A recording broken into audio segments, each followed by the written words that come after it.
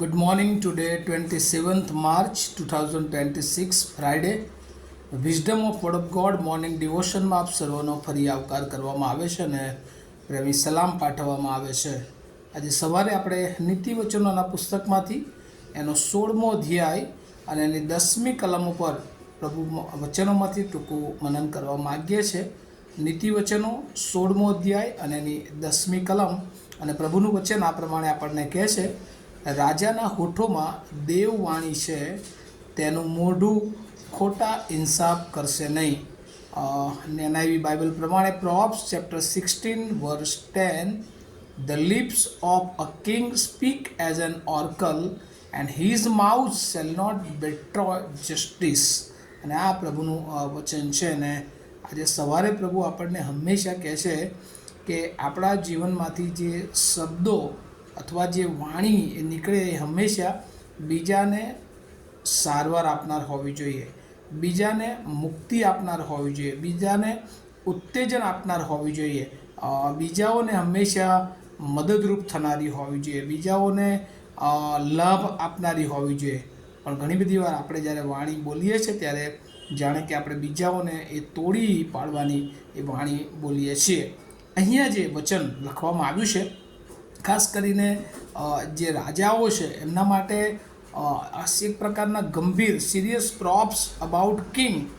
રાજા એ કેવો હોવો જોઈએ અને ખાસ કરીને રાજા કોણ છે એ વિશે અહીંયા કેટલીક બાબત બહુ મહત્ત્વની જે આપણને પણ ઈશ્વરે જે જવાબદારી સોંપી છે એમાં કેવી રીતે આપણે એ દેવનું જે કાર્ય છે અથવા દેવે જે આપણને મુખ આપ્યું છે, જે દેવની વાણી બોલાવવી જોઈએ એ હંમેશા આપણા જીવનને એ બીજાઓને માટે મદદરૂપ બનાવે છે. અને અહીંયા લખવામાં આવ્યું છે કે રાજાના હોઠોમાં દેવવાણી છે. કેમ એવું કે લખવામાં આવ્યું છે? અને એક મુદ્રાલેખ અથવા થીમ તરીકે જોઈએ તો સ્પીચ રિસ્પોન્સિબલ, પ્રત્યુત્તર આપનારી વાણી. રાજાને બનાવનાર ઈશ્વર છે, રાજાને પસંદ કરનાર એ ઈશ્વર છે, રાજાને એ અભિષિક્ત કરનાર એ ઈશ્વર પોતે છે. અને એટલા માટે રાજા પાસે એવી અપેક્ષા રાખવામાં આવે છે કે તેના હોઠોમાં દેવવાણી છે. અને એટલા માટે જ્યારે ઈશ્વરે આપણે જૂના કરારમાં જોઈએ છે રાજાને પસંદ કર્યો અને ત્યારે દેવનું મુખ, કારણ કે દેવ વતી બોલનાર એ પ્રબોધકોને માટે અને રાજાઓને માટે કે હવે રાજા તરીકે ઈશ્વરે એને સ્થાપિત કર્યો છે અને હવે એ રાજા તરીકે દેવના પ્રત્યુત્તર અથવા તો દેવના ભાગ તરીકે દેવ જે ઈચ્છે છે એ પ્રમાણે રાજ્યને આગળ લઈ જવા માટે એ પ્રત્યુત્તર એ આપનાર બને. અને એ જ રીતે ઈશ્વર દરેક માણસને આ પૃથ્વી પર જવાબદારીઓ સોંપે છે અને એ હંમેશા ન્યાયી રીતે આગળ વધવો જોઈએ. કારણ કે ત્યાં લખ્યું છે તેનું મોઢું ખોટા ઇન્સાફ કરશે નહીં, કારણ કે એ ઈશ્વરથી પસંદ પામેલો છે, ઈશ્વર એને જવાબદારી સોંપી છે અને એટલે હંમેશા એ બીજાનો વિચાર કરશે, બીજાનું કેવી રીતે ભલું થઈ શકે, બીજાનો કેવી રીતે ઇન્સાફ થઈ શકે એ વિશે એ વિચારશે. અને એટલા માટે આ પૃથ્વી પર પ્રભુ આપણને પણ કહે છે કે ઈશ્વર તરફથી આ પૃથ્વી પર અમૂલ્ય જીવન મળ્યું છે. આપણે બધા જ એ જાણે કે આ પૃથ્વી પર કારભારી છીએ અને એ ઈશ્વરે આપણને કારભારી બનાવ્યા છે. અને એટલા માટે હંમેશા આપણા જીવન દ્વારા, આપણી વાણી દ્વારા, આપણા વર્તન દ્વારા એ બીજાઓને આપણે મદદરૂપ થઈએ. અને એ બહુ જરૂરી છે, કારણ કે દેવનું મુખ એટલે શું? હી સ્પીક ફોર ગોડ, ઈશ્વરને માટે બોલનાર. અને અહીંયા આપણે જોઈએ છે કે સુલેમાનનું જે ગીત છે, ગીત નંબર 72, સામ 72, અને ત્યાં જે બહુ સ્પષ્ટ બાબત એ વચનોમાં રાજા પ્રત્યે લખવામાં આવી છે કે હે ઈશ્વર, ઇન્સાફ કરવાનો તારો અધિકાર તું રાજાને આપ. અને એટલે રાજાને ઈશ્વરે જાણે કે ઇન્સાફ કરવાનો અધિકાર આપ્યો છે, પણ રાજા એ અન્યાયીપણે ઇન્સાફ કરી શકતો નથી. ત્યાર પછી લખ્યું છે અને રાજાના પુત્રને તારું ન્યાયપણું દે, તે ન્યાયપણાથી તારા લોકોનો ન્યાય અને ઇન્સાફથી તારા દિનોનો ઇન્સાફ કરશે અને લોકો કહે છે કે શાંતિમાં જીવન પસાર કરશે.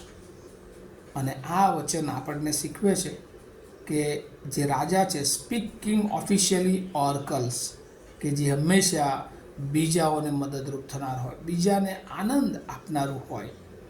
અને આજે સવારે જે વચન કહે છે કે તેનું મોઢું ખોટા ઇન્સાફ કરશે નહીં, and his mouth shall not betray justice.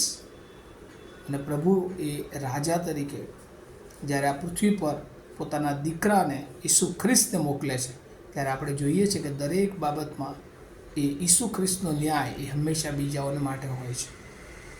અને એટલે જ હવે પામ સન્ડે નજીક આવી રહ્યો છે, દુઃખ સહન સપ્તાહ નજીક આવી રહ્યું છે, ત્યારે આપણે જોઈએ છીએ કે પ્રભુ ઈસુ ખ્રિસ્ત જે પ્રથમ દિવસથી જ યરૂશાલેમમાં પ્રવેશ કરે છે, ત્યારે પ્રભુ ઈસુ ખ્રિસ્ત એક રાજા તરીકે એ એન્ટર થાય છે. અને રાજા તરીકે હંમેશા એ ઇઝરાયેલ પ્રજાને માટે એની લાગણી હોય છે અને આંખમાં આંસુ હોય છે.